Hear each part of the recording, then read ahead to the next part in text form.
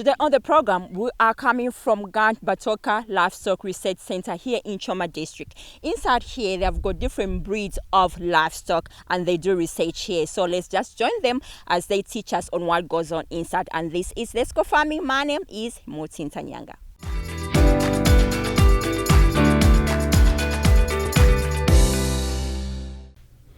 We now join Golden Valley Agriculture Research Trust Executive Director Dr. Martin Moyonda as he explains about different breeds of livestock researched here. The Golden Valley Agriculture Research Trust is a public-private partnership research institution which has got two sites, one in Chisamba and here at Batoka Livestock Development Center, LDC. As an institution, we're involved in 4 main thematic areas of operation, and specifically at Batoka, we do what is called research and development of smallholder livestock systems. One of the things we do is to make available affordable, resilient, and profitable breeds of animals to local farmers. How do we do this? We realize that the Boran, for example, is a hardy animal, very resistant to diseases, but it's not a good milker. On the other hand, the Frisian is a very good milker. It can produce up to 45 liters of milk in one day, but it is not very resilient to diseases. So it can't be the most suitable breed to give to smallholder farmers. So as Gart, we cross the two and produce a midline which is as hardy to diseases as the Boran and better milk producer than the Boran, but although less milk productivity than the Frisian, it gives a medium volume which can be of profitable use to a farmer. What happens is that the cross, this one here, is more suitable to smallholder farmers because of the areas of stability I've mentioned. Then on the other hand, we have got another breed of cattle called Jez. It's a small breed and hence it eats less, and if it eats less, it needs less land to be kept. That makes it very suitable for smallholder farmers, especially in rural areas where grazing areas are scarce. Now, the Jez, apart from these good characteristics, produces very quality fat milk which can get a premium when sold.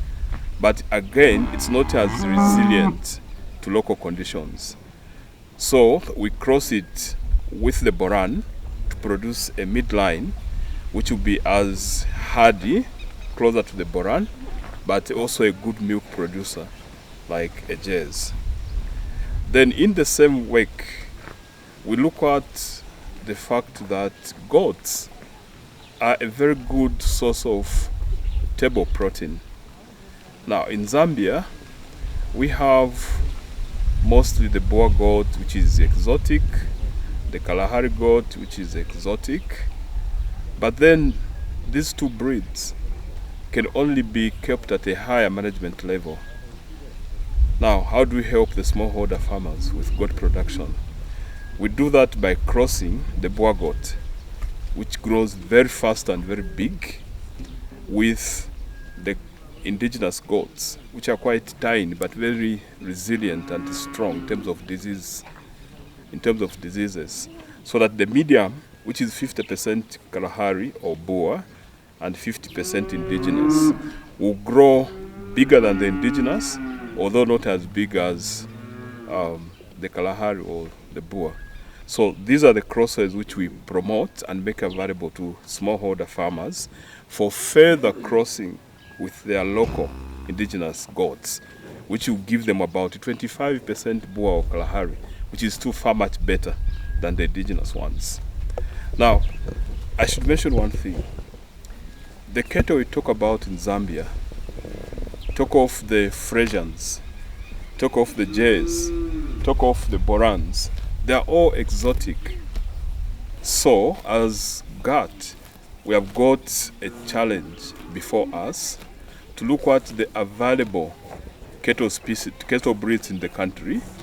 We have got commonly the Angoni in Eastern Province, the Barros in Western Province, and the Tonga breed in Southern Province.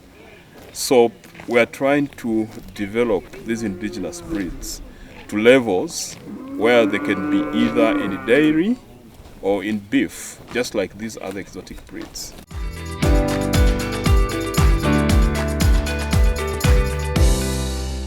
But through the smallholder research and development program, we are trying to come up with our own breed of indigenous Zambian chickens.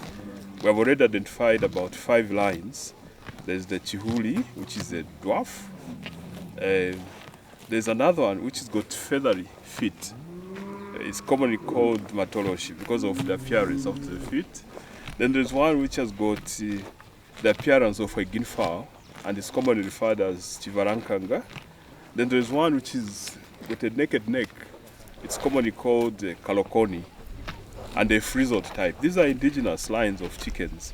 So we are currently developing them to a point where they can be pure and cheaply available for table bed, as table beds. And I'm happy to note that this kind of research is currently at about 30-35% purity and at about the 4th filial generation. When we reach maybe the 8th filial generation in the next 2-3 years, we should be able to talk about a big breakthrough in coming up with Zambia's own indigenous chicken. Right now, we are erecting a 25-hectare pivot irrigated field with water being pumped from as far as 1.5 kilometers to that pivot field, where we'll be doing research in pastures as well as producing pastures for our animals. We have a program, for example, with the provincial administration, where we are targeting that through our crossbreeding program, we should be able to produce about 1,000 crosses, dairy crosses, for the people in Southern Province as a form of livelihood source. So really, we're on course. Dr. Muyunda also talks about best breeds for dairy that the farmer in milk production should go for. Southern Province has got very big potential for dairy farming as a source of livelihood. And I was saying that the best way to do the dairy is to have crosses which are not very expensive to keep and which are not so much into beef. What we are seeing here are Borans. We have got white and brown Borans. This breed of animals, of course, they're exotic. They are very hardy to the Zambian conditions. They adapt very well, but unfortunately, they are beef animals. They are not in dairy. So we use these as a breed stock to cross with known and improved dairy animals like the Frisian, these ones here. Now, like I said, the Frisians produce a lot of milk, but they're not as resilient, whilst as the Boran are not milkers, except they're very hardy. So a cross between the Boran and the Frisian should give you a midline that is as hard as the Boran, but not as good milk producer as the Frisian, but at the same time as a better milk producer than the Boran, but not as much milk as the Frisian produces.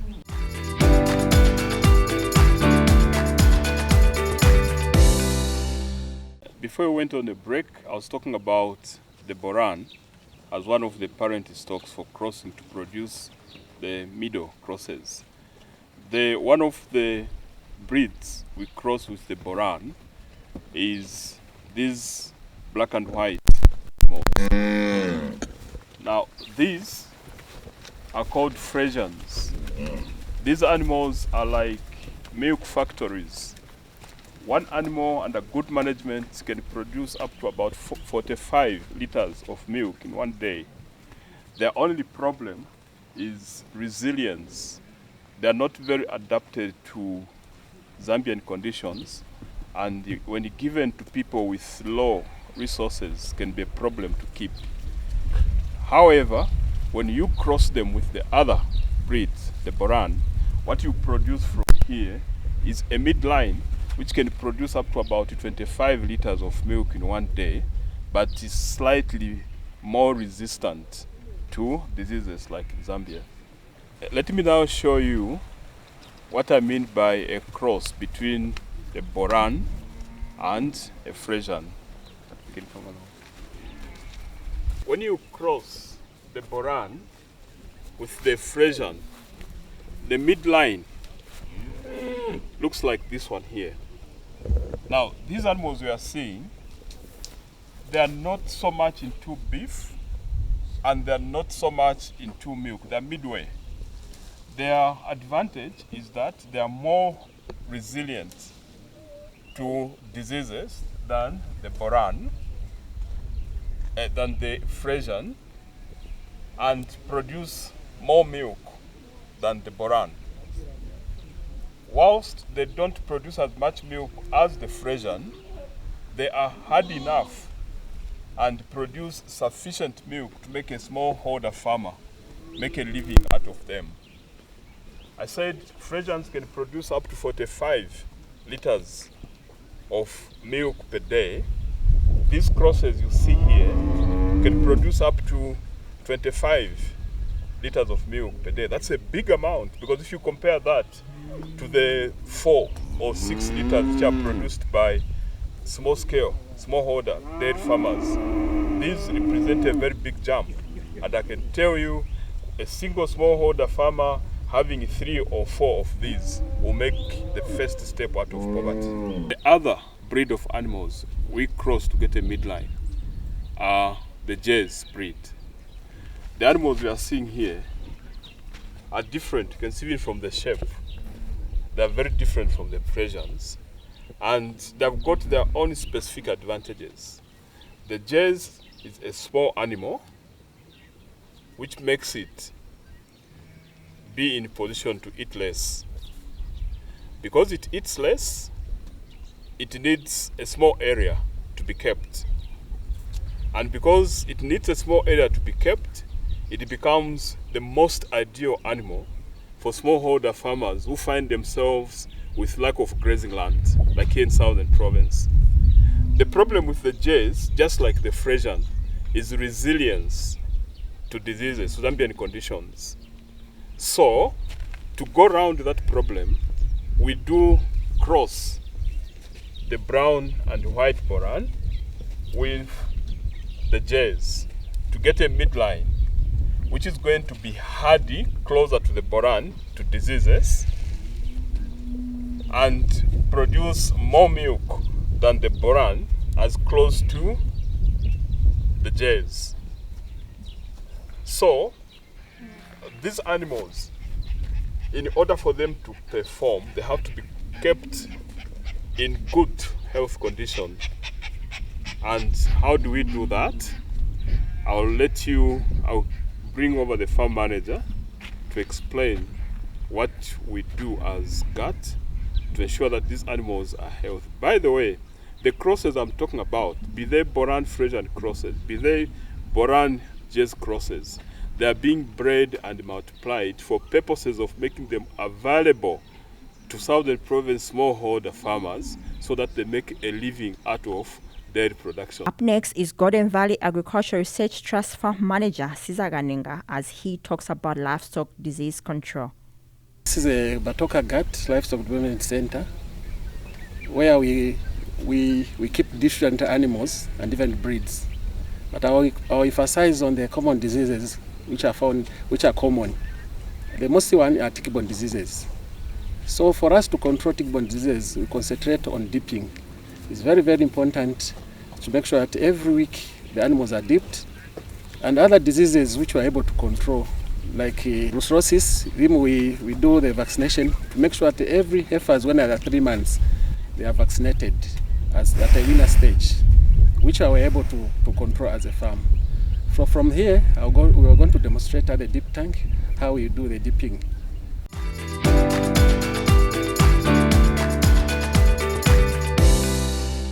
Welcome back. This is where we do the dipping, where I was explaining about the tick-borne diseases and the measures which we are taking.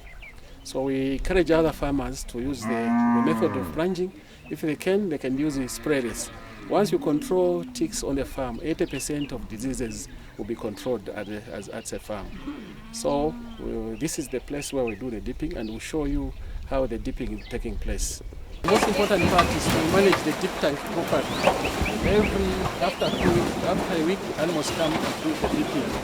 And once you do that, the disease will be controlled. And this is the regular program which we are doing as a farm.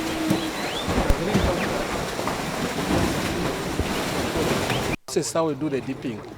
Once you keep them in the crush pen, after from the dip tank, and so that the water drops and it goes back the parasite into the dip tank, so that we prevent on the cost of the dip.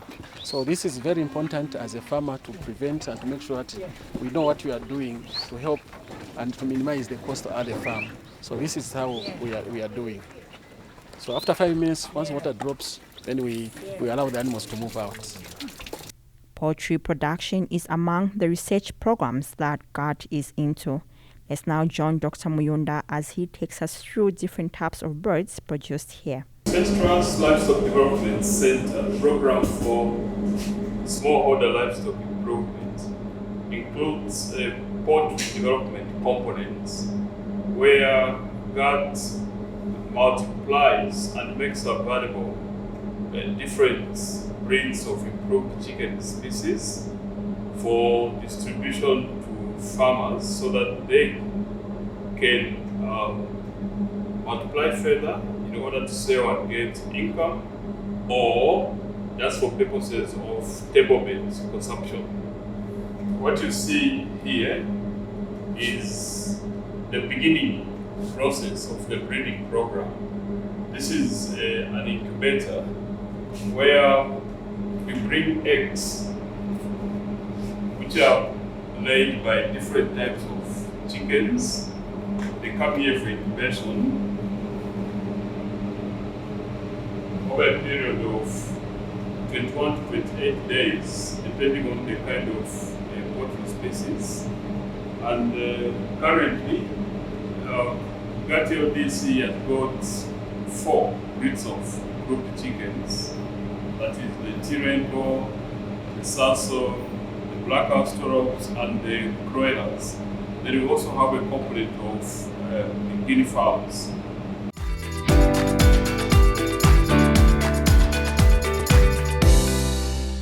The next stage after incubation is brooding.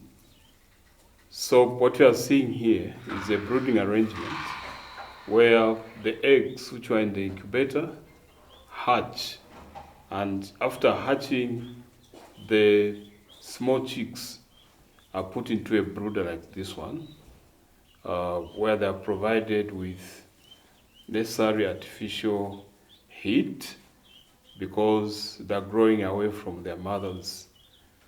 The brooding stage takes a good 3 to 4 weeks before the small chicks can be given the freedom to warm themselves up.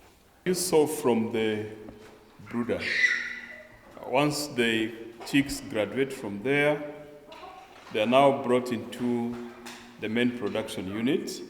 And what you are seeing here is a mixture of pullets and laying eggs of the type of chicken species known as Black Australops. Black Australops are exotic chickens, meaning they are improved from outside Zambia and introduced here because of their key desirable attributes, including fast growth rate, ability to stand some disease strains, and also the laying of more eggs, which are all desirable characteristics for making village chicken rearing as a business for improved livelihoods and better household nutrition security.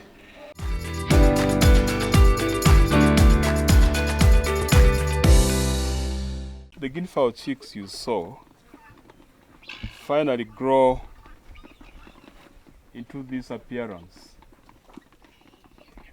Guinea fowls are interesting in the sense that apart from the common nkanga appearance, sometimes you'd find some variations where you've got the nkanga appearance with white, or the nkanga appearance in a darkish color. Certain other times, you can have them in total white, like that one you can see over there. Now, at this point, I should mention that the pottery you have seen, beginning with the croilers, the sasso, the tea rainbows, and the black astropes, these are improved breeds of chickens which came from outside the country. As an institution, we are multiplying them and making them available to smallholder farmers, who should then further multiply and sell either as table beds or just the eggs, or in other maybe value-added forms for the key purpose of income generation for improved livelihoods or household nutrition security. So the farmers out there should think of the Gart Livestock Development Center as a ready source for these breeds of improved chickens. They're there. All they have to do is get in touch with us. We can provide the chickens at chick stage or pullet stage. Now, one cardinal thing about ourselves as a research institution is the recognition that I'm here today promoting breeds of chickens which are exotic, developed by other people, other scientists elsewhere. It is against this background that the Golden Valley Agricultural Research Trust and the Livestock Development Center have embarked on a program to come up with Zambia's own indigenous breed of chickens. When you talk of the Chihuli or dwarf, what is it that we can do to make it as competitive as the Croiler? When you talk of the Chivarankanga, which looks like these guinea fowls here, what is it that we can do to improve it? Talk of the Kalokoni, the Matoroshi, the frizzled chickens. We are developing all these lines so that at the end of the day, they can be able to compete very favorably against the exotic breeds. Thank you. Irene Mahenga is Gart Finance Officer. She urges the public to venture into farming as a business. As you are aware, almost all of us in Zambia have been urged to venture into business as a source of living. We are getting tired of being in offices, and now it is high time I introduced you to farming as a business. So we are talking about agribusiness. So behind me, there are guinea fowls, poultry. Poultry, as we have seen from all these other episodes of livestock, poultry does not really need you to have a very bigger space in order for you to keep guinea fowls, chickens. You can have a small room behind your back and be able to earn a living. As we have seen this year, the drought has taught us a lesson. 3/4 of us farmers, we ventured into maize, groundnut, soybeans. But what happened? Rain did not come as expected for us to have the expected yield. Hence, there is need for me to introduce you to these poultry animals that do not even need rain for you to keep. all you need is space. These animals can be kept in a house, behind the house, or you can acquire a small land where they can be kept. And at the end of it all, you can either sell them to make an income, or it also adds advantage as a nutrition. We were at Gart Batoka Livestock Research Center looking at the different breeds of livestock researched by the institution. Hope the information gotten here has been helpful to you, our viewers. Till next time, thank you so much for watching. My name is Mutin Tanyanga.